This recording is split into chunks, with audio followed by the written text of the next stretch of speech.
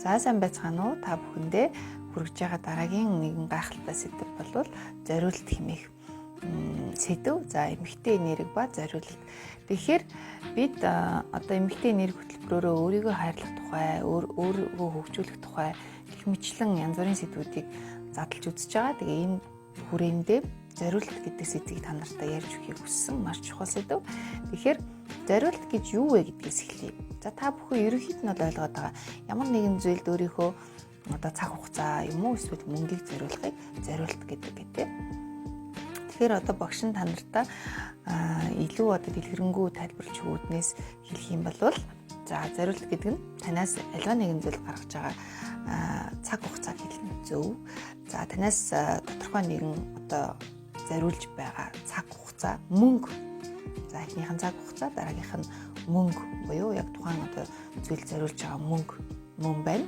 За нэмэх нь тухайн зүйлдээ зориулж байгаа сэтгэл, нэмэх нь тухайн зүйлдээ зориулж байгаа энерги, энэ бүхнийг өргөн хүрээнд нь бид зориулт гэж үзнэ гэж багш нь өөрөө тодорхойлоод байгаа.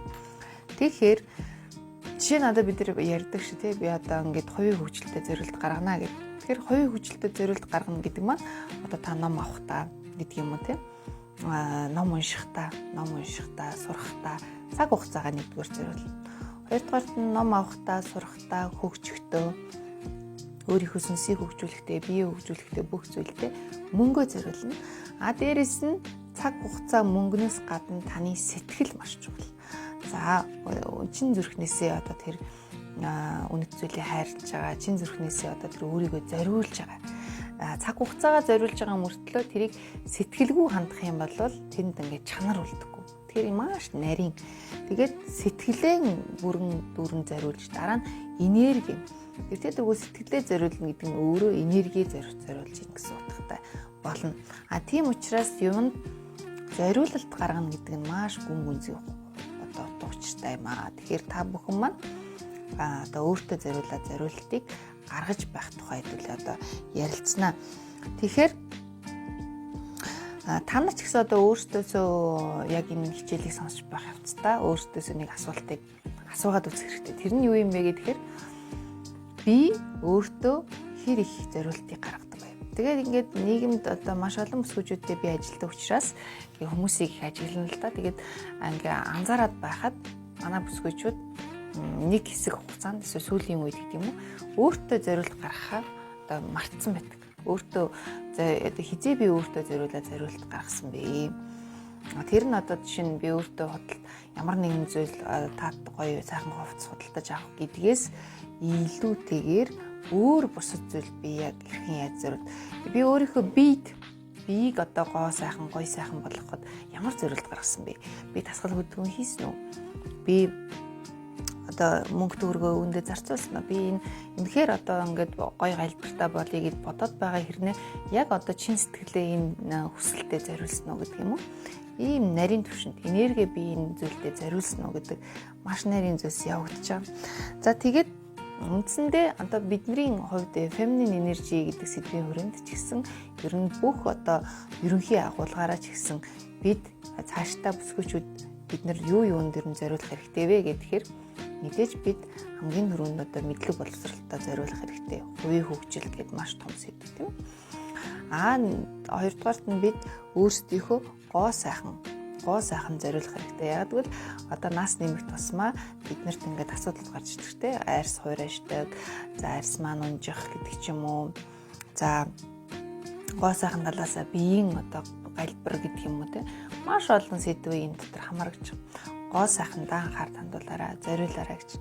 Дараа нь эрүүл мэнд гэдэг маш том чухал сэдв орж ирж байгаа. Ерөнхийд нь гоо үзэсгэлэнтэй байхын тулд энерги өндөртэй байхын тулд бид эрүүл байх хэрэгтэй.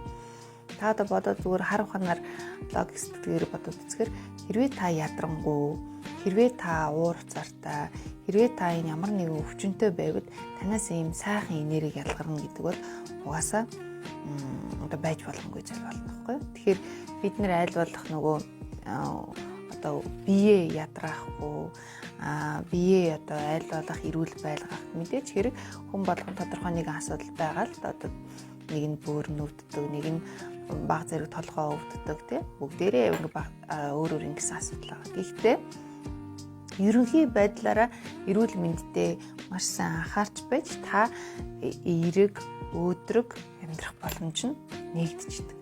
Тийм учраас бид яг үгээр нэгдүгээрт нь эрдэм мэдлэгтэй хувийн хөгжилтөө зориулах хэрэгтэй байна. Хоёрдугаарт нь гоо сайхан байдал, дотоод болон гадаад харагдах байдал, тий гоо зүйн байдалд анхаарах хэрэгтэй байна. Гуравдугаарт нь л гэж хэлж байгаа болохоос биш, нэгдүгээрт нь ч гэж болно. Зүгээр би нөгөө юмнуудад дараалуулж хэлж байгаа болохоос шүү, тий. Эрүүл мэндэл угаас маш чухал. Эрүүл байж гэмээр бид ад жаргалтай, сайхан энергитэй, эмхтэй энергитэй байх боломжтой. Учираас эрүүл мэндэд хөрөнгө оруулалт хийж зориулт гаргаж байгаарай. За эрүүл мэндийн зориулт гэдэг нь наад зах нь одоо эрүүл мэндийн шинжилгээнд хамрагдах, наад зах нь өөрийнхөө одоо альва нэгэн эрүүл мэндийн асуудал гарлаа гэхэд тэрэнд цаг хугацаа зориулж, сэтгэлээ зориулж, үе хаянд ч одоо бас юу өвдөд байна, юугаа анхаарах уу, бие маань ядраад байгаа юм биш үсттэй гэдэг юм уу тийм. Ингэж анхаарч өгөхийг зориулт гаргана гэдэг байгаа шүү дээ. За тэгээд бас нэг та бидний ингээд зориулт гаргах ёстой нэг зүйл болохоор хүсэл мөрөөдөл байдаг. Тэг хүн болгонд өөрийн гэсэн хүсэл мөрөөдөл байгаа. Тэгээд нөгөө би бичижсэн 2 дугаар ном дээр билүү мөрөөдөхөд мөнгө төлөхгүй гэдэг чтэй. Тэгээд мөрөөдөхөд мөнгө төл гэж би бичижсэн байна. Мөрөөдөхөд мөнгө төл. Мөрөөдөлдөө мөнгө төл. Хүсэл мөрөөдөлдөө мөнгө төлөхгүй, мөнгө гэдгийнх нь цаана нөгөө зориулт гэдэг утга байгаа гэдгийг та нар анхаарсансаараа. Тэгэхээр мөрөөдөлдөө мөнгө төлж зориулт гаргаж, зориулт гэдэг нь тийм мөрөөдлийнхөө төлөө би цаг хугацаа зориулсан, мөрөөдлийнхөө төлөө би мөнгөө зарцуулсан, сэтгэл гаргасан, энерги зарцуулсан бол энэ мөрөөдөл биелэх магадлал маш өндөр болно.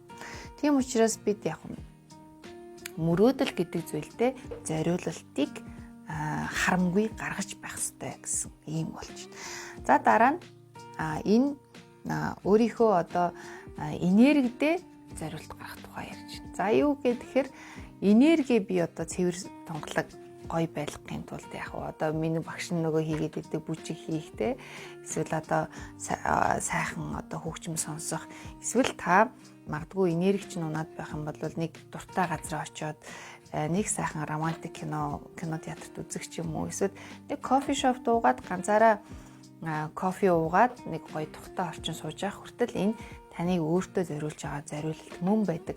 Тэр нь ялангуяа өөрийнхөө энергитэй зарцуулж байгаа. Нэг сайхан бясалгал хийгээд суух гэдэг юм уу те. Нэг сайхан байгальд гараад алхах. Эсвэл одоо ямар нэгэн хөтөлбөр, аяллаа хөтөлбөрт хамрагдаж тэр одоо энерги тэр тухайн өөртөө хэрэгтэй байгаа энергийг олж авах гэдэг юм уу. Шим тэжээлтэй хоолноос ч гэсэн хүн маш их энергийг авдаг те.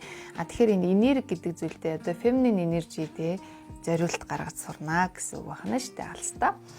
За тэгээд энэ яагаад бид нар ер нь зориулах хэрэгтэй вэ гэж те энэ тухайд нь бас нэг хэдэн үгд хэлж өгье. Тэгэхээр энэ ертөнцийн хамгийн үн цэнтэй чухал хүн бол та өөрөө учраас та өөртөө зориулах хэрэгтэй байдаг.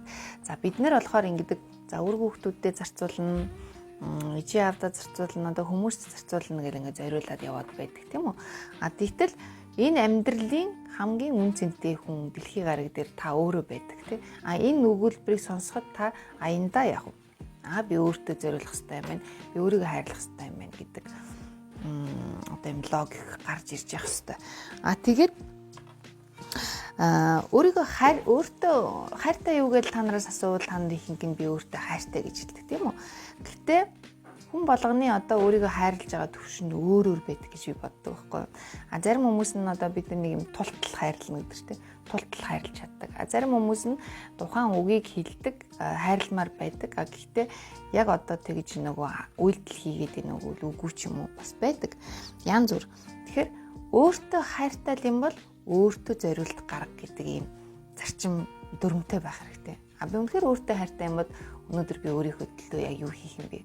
Өөртөө би юу зориулах юм бэ гэж асууж энийг одоо өөртөө ингэж нөгөө аффирмац болгож ингэж ашиглах боломжтой.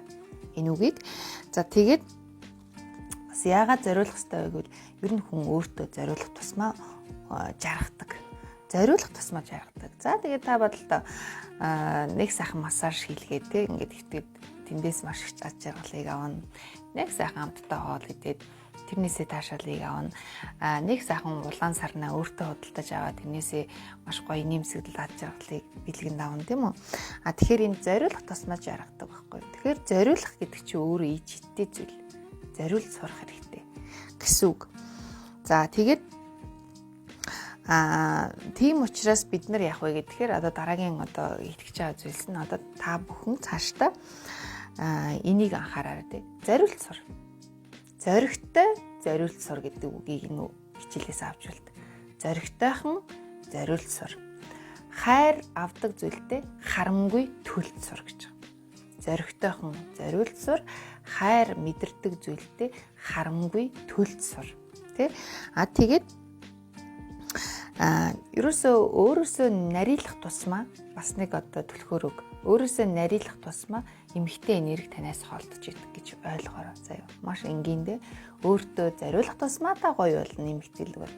Өөрөөсөө тэр зориултыг хасах тусмаа та ууртай, бухимдалтай, энд unhappy, аз жаргалгүй нэгэн болдог учраас зориулахыг тултал өөртөө зориулаарай гэсэн ийм зүйл хэлж байна.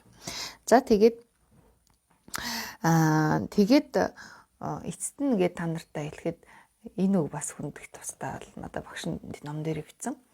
Өөртөө зориулахгүй юм бол өөр хүнд зориулах юм бэ гэж. За өөрийгөө хайрлахгүй юм бол өөр хэнийг хайрлах юм бэ гэж.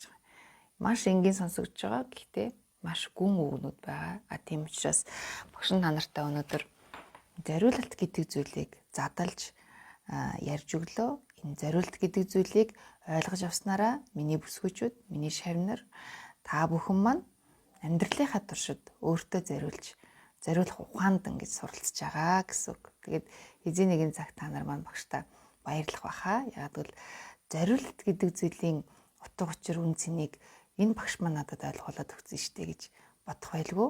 За тэгээд тийм учраас өнөөдрөөс эхлээд өөртөө зориулт гаргаарай. Өөрийгөө хайрлаарай. За зориултыг маш олон зүйл зориулт гаргаж болдгийг багш нь хэллээ.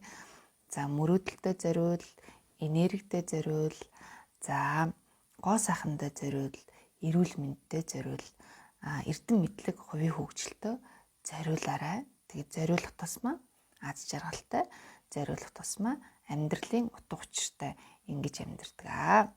За ингээд өнөөдрийн хичээлийг өндөрлөж байна. Та нартай багш нь хайр илгээе. За ингээд түр баяртай.